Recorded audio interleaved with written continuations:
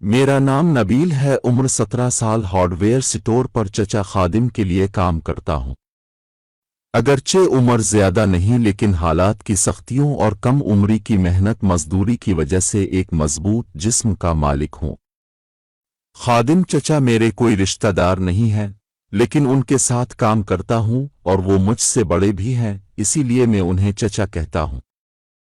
कोई 3 साल पहले जब मैं सिर्फ 14 साल का था तो उनके साथ काम शुरू किया था। तब से अब तक पूरी दियानतदारी और मेहनत से काम करने ही की वजह थी कि चचा की शफकत हमेशा शामिल हाल रही और मुझ पर उनका एतमाद भी मिसाली था। खादिम चचा की फैमिली कोई ज्यादा बड़ी नहीं थी, 2 बेटियां, 1 बेटा और बीवी। कारोबार अच्छा चल रहा था, यही वजह थी कि उनके घर में जरूरत की हर चीज मौजूद थी।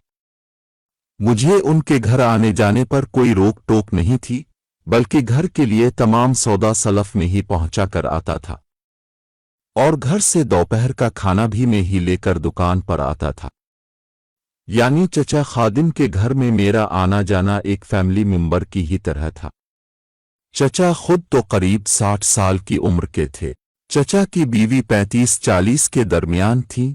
उनकी बड़ी बेटी की उम्र 14 साल, छोटी 11 और सबसे छोटा बेटा था जिसकी उम्र 5 साल के करीब थी।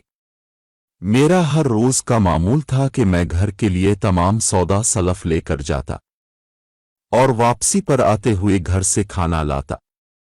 जब से मैंने यहाँ काम शुरू किया था ये मामूलात ऐसे ही चले आ रहे थे और शायद ऐसे ही चलते रहते, लेकिन एक दिन कुछ ऐसा हुआ कि इसने इन मामूलात में तब्दीली पैदा की और एक नया रुख इख्तियार किया हुआ। यूं में मामूल के मुताबिक सौदा सलफ लिए चचा खादिम के घर पहुंचा तो मेरे 2-3 दफा दस्तक देने के बावजूद किसी ने ना तो जवाब दिया और ना ही गेट खोला। मैंने गेट को हल्का सा धक्का दिया तो वो लॉक नहीं था, इसलिए खिलता चला गया। मैं गेट से अंदर दाखिल हो गया और गेट को वैसे ही बंद कर दिया। चूंकि मेरा घर में आना जाना था, इसीलिए मैं बिला जजे का बावर्ची खाने की तरफ सामान रखने के लिए आगे बढ़ा।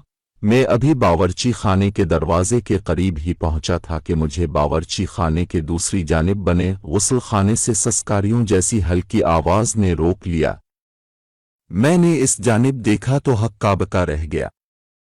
गुस्ल खाने का दरवाजा खुला हुआ था और चची पूरी नंगी खड़ी अपने हाथों से बड़ी तेजी से अपनी चौथ को मसल रही थी और ये सस्कारियां चची के ही मुंह से निकल रही थीं और उसकी हालत किसी नशकी सी हो रही थी, बिल्कुल दीवानगी की सी हालत, और दुनिया व माफिया से बेखबर मुझ पर तो जैसे सकता सा छा गया हो।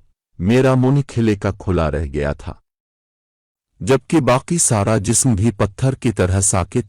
ऐसा मंजर वो भी हकीकी और इतने करीब से मैंने जिंदगी में कभी नहीं देखा था। चची की सस्कारियां, इसके उछलते दूध और झटके लेती गानड मेरे जिस्म को आग लगाने के लिए ये सब काफी था। मेरे कान और माथा अंगारों की तरह तपने लगे, जबकि मुझे मेरी टांगों के बीच कोई शहसवार अंगड़ाइयां लेता महसूस हुआ। पता नहीं मैं कितनी देर इसी कैफियत में बात बना खड़ा रहा। होश तब आया जब सामान के बैग मेरे हाथ से छूटकर फर्श पर गिरे। तभी शायद चची ने भी मेरी तरफ देखा था। मैंने जल्दी से सामान समेटा और किचन में आ गया। सामान रखकर मैं इधर किचन में ही खड़ा हो गया। अब मुझ पर खौफतारी होने लगा था और खौफ की वजह से मुझ पर कपकपाहट तारी हो गई। मैं बहुत डरा हुआ था। अचानक मुझे लगा कोई मेरे करीब आकर खड़ा हो गया है। मैंने सर अलिफाटे कर ऊपर देखा तो चची मेरे करीब खड़ी थीं।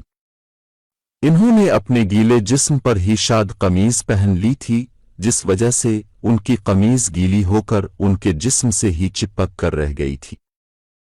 जब मैंने उन्हें अपने करीब देखा तो मेरी आंखों से आंसू बहने लगे और मैं रोते हुए उनसे मुआफी मांगने लगा कि जो कुछ भी हुआ वो अनजाने में हुआ, इसमें मेरी गलती या ख्वाहिश नहीं थी।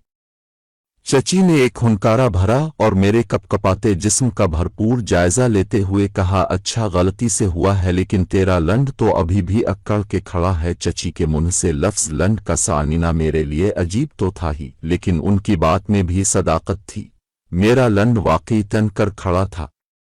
मैं तकरीबन गुड़गड़ाते हुए उनसे मुआफ़ी मांगने लगा और उन्हें यकीन दिलाने की कोशिश करने लगा कि इसमें मेरी बिल्कुल भी मर्जी शामिल नहीं थी, लेकिन चची शायद कुछ और मंसूबा बंदी कर चुकी थी। मुझे लगा कि शायद वो मेरी ऐसी हालत से लुत्फ अंदोज हो रही है।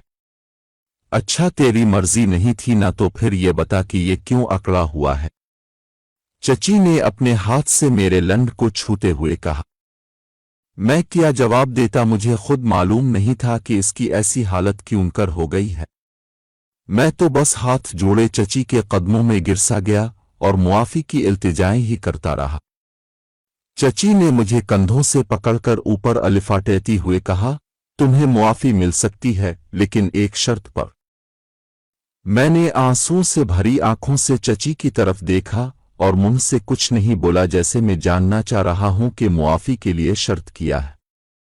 चची चेहरे पर शैतानी मुस्कुराहट लिए फिर से बोले, शर्त यह है कि तुमने ये जो चीज़ छपाई हुई है बाहर निकाल कर मुझे दिखाओ।